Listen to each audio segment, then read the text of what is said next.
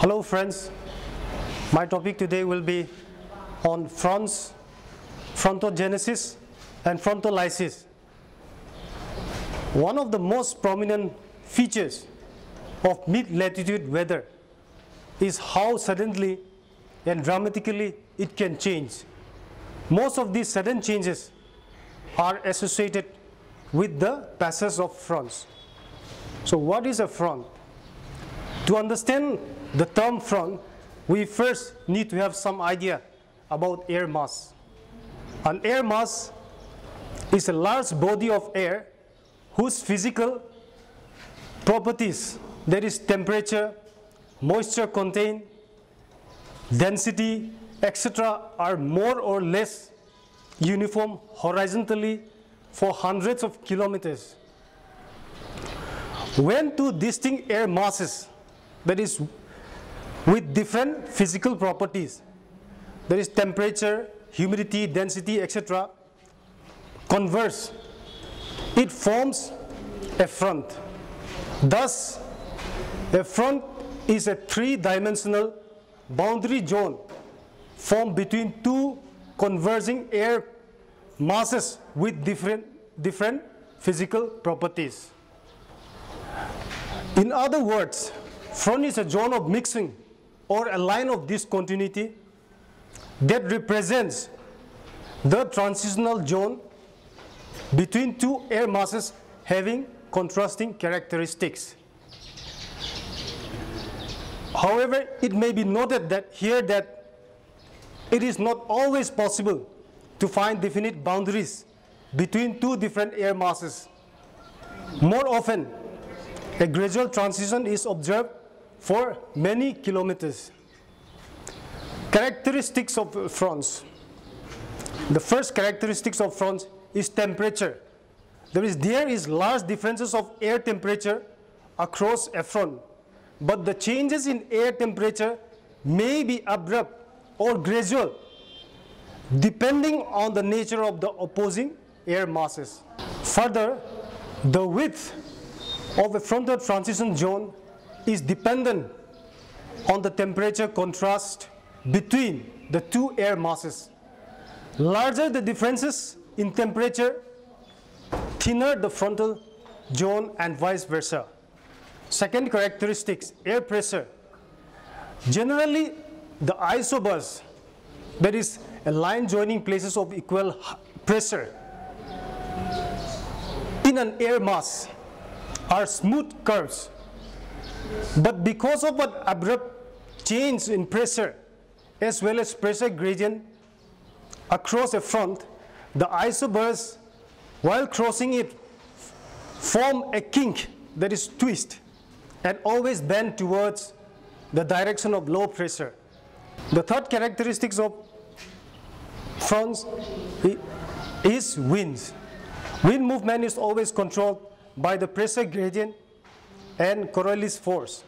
Therefore, wind always blows from higher to lower pressure, crossing the isobars at an acute angle.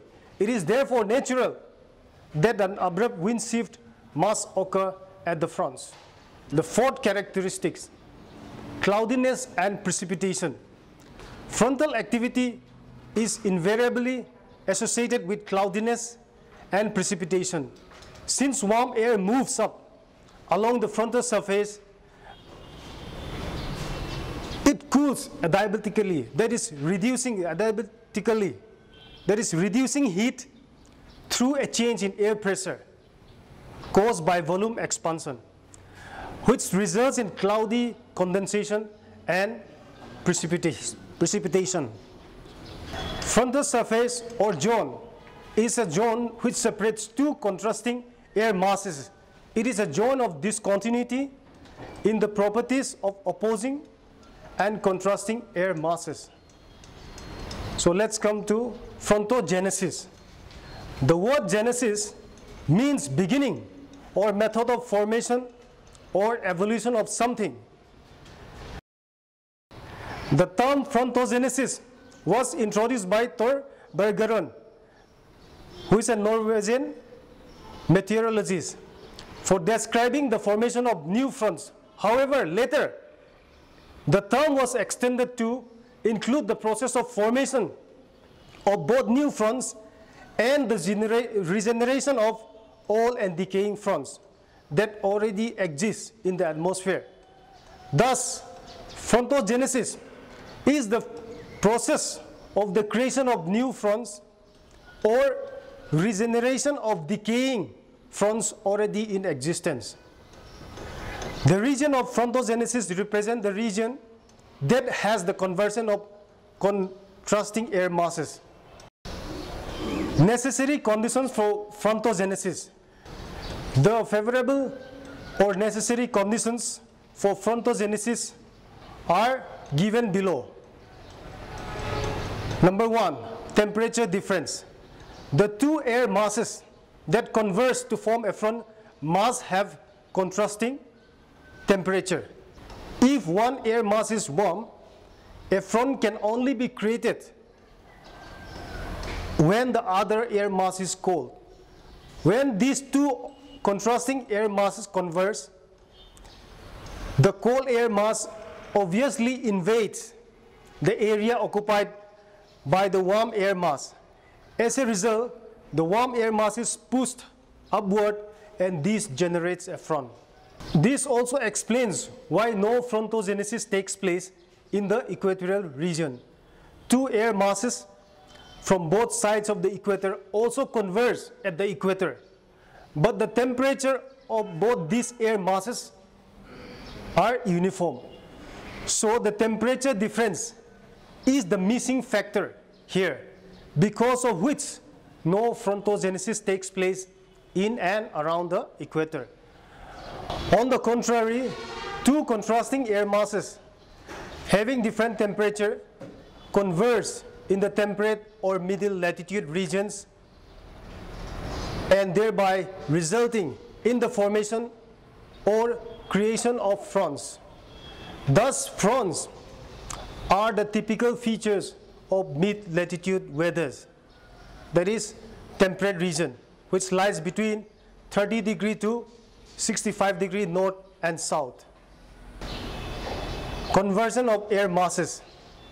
In the very definition of frontogenesis, the word convergence has been used, and thus it is understood that it is the prerequisite for the frontogenesis process. When two distinct air masses having different temperature converge, they try to invade the space of each other, and this leads to the formation of fronts. Frontolysis.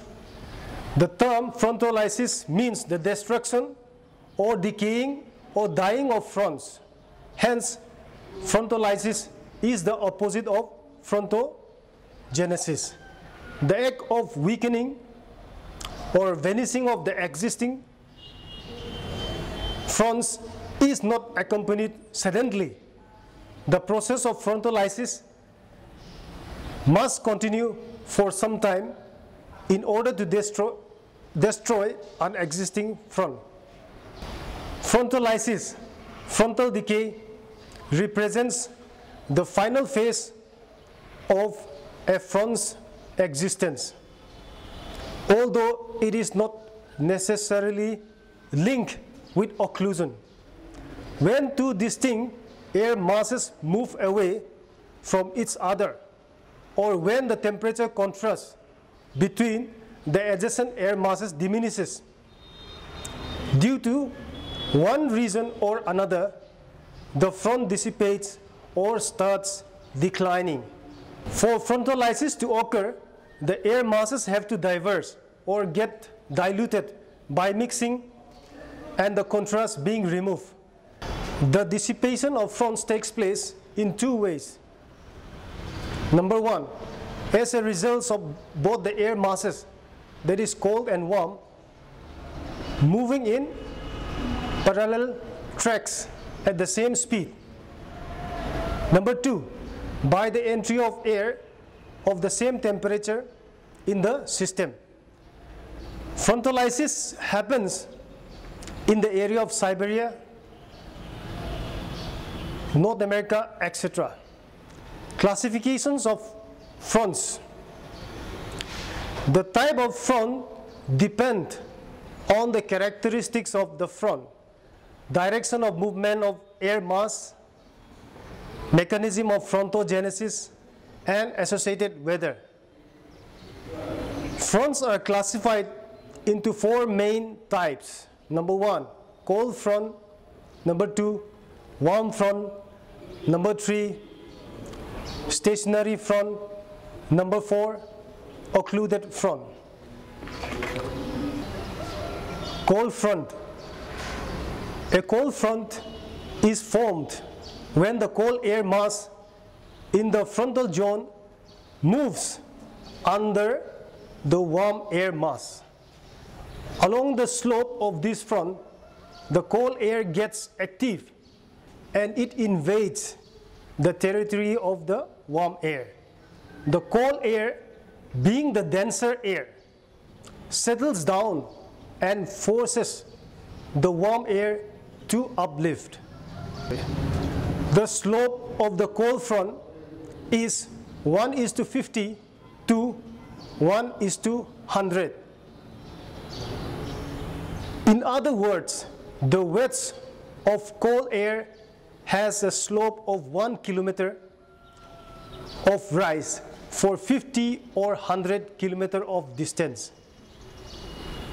The weather conditions associated with a cold front is that of bad weather that brings with it thick clouds, heavy precipitation, thunderstorms, and lightning. These are the fastest moving front, and it is associated with the most violent kind of weather conditions. Also, these cold fronts travel the farthest by maintaining its intensity. The arrival of a cold front is marked by the arrival of cirrus cloud before them. The cold fronts are also associated with the squall lines, which are basically lines of thunderstorms that run parallel to and ahead of the front. The classical cold front clouds are accompanied by cumulonimbus with vertical development of heavy showery precipitation. With cold fronts, the precipitation is generally for a short period but very heavy downpour. Many a times, precipitation is accompanied by thunderstorms. Warm front. A warm front is defined as a gently sloping frontal surface in which there is active movement of warm air over cold air. As the surface position of warm front moves, the warm air occupies territory formerly covered by cooler air. Because of friction, advance of the surface position of the front is slowed down so that the front has a gentle slope. The average slope of the warm front is from 1:100 to 1:200. As the warm air gradually ascends, the gently sloping surface of the wedge of the cold air lying ahead, it cools diabatically. This cooling leads to the cloudy condensation and causes gentle precipitation in a large area for a long period of time, lasting for several hours. Stationary front. Stationary front is formed when two air masses converge in a manner that they are parallel to each other. As a result of this parallel placement, no vertical movement of the air takes place in stationary front. Stationary fronts are rarely formed because due to Coriolis force, most of the slope is created before the formation of a front. These fronts mostly occur over the ocean sea. Occluded front. It is earlier stated that cold front travels the fastest among all the fronts. Occluded fronts are created when the fast traveling cold front overtakes the warm fronts and the warm air is totally displaced from the ground surface. The mature storm system is associated with it. Principal zones of frontogenesis.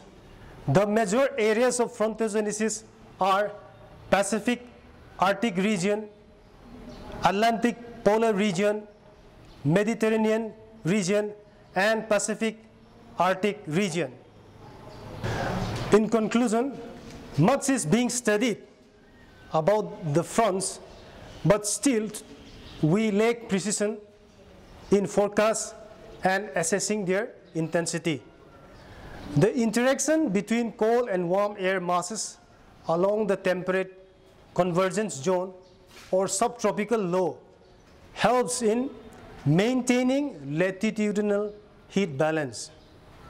The study of the formation and movement of boundaries or front between air masses plays an integral part in weather forecasting and weather analysis in the middle and high latitudes. Thank you.